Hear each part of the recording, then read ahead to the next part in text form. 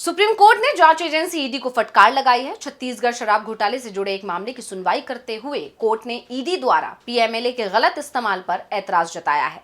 Court का साफ तौर पर कहना है कि एजेंसी किसी भी आरोपी को जानबूझकर जेल में नहीं रख सकती।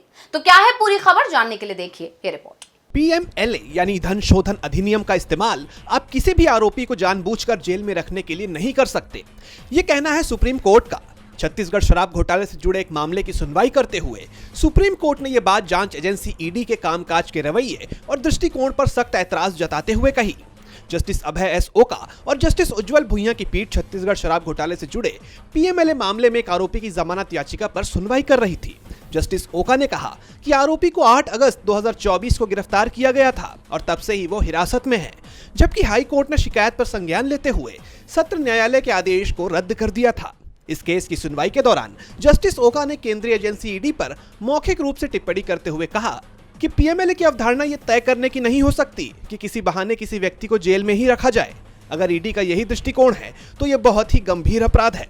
लेकिन अगर ईडी की प्रवृत्ति ही यही है कि संज्ञान रद्द होने के बाद भी व्यक्ति को किसी भी तरह जेल में ही रखा जाए, तो इस पर क्या ही कहा जा सकता है। बता दें कि ईडी की ओर से पेश additional solicitor general S Raju ने पीठ को बताया कि संज्ञान के आदेश को इस आधार पर रद्द कर दिया गया था क्योंकि सरकार से मंजूरी नहीं ली गई थी। अपीलकर्ता की ओर से सीनियर एडवोकेट मीनाक्षी अरोड़ा पेश हुई। एडिशनल सॉलिसिटर जनरल की इस बात पर जस्टिस ओका ने कहा कि हम आपको किस तरह के संकेत दे रहे हैं ये भी तो समझिए।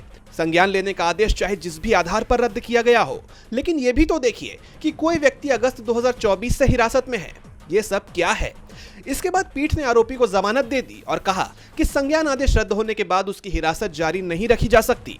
कोर्ट ने अपने जमानत के आदेश में यह भी कहा कि अगर जमानत की शर्तों का उल्लंघन किया जाता है तो अधिकारियों को जमानत रद्द करने के लिए आवेदन करने की आजादी होगी। डीबी लाइव की रिपोर्ट।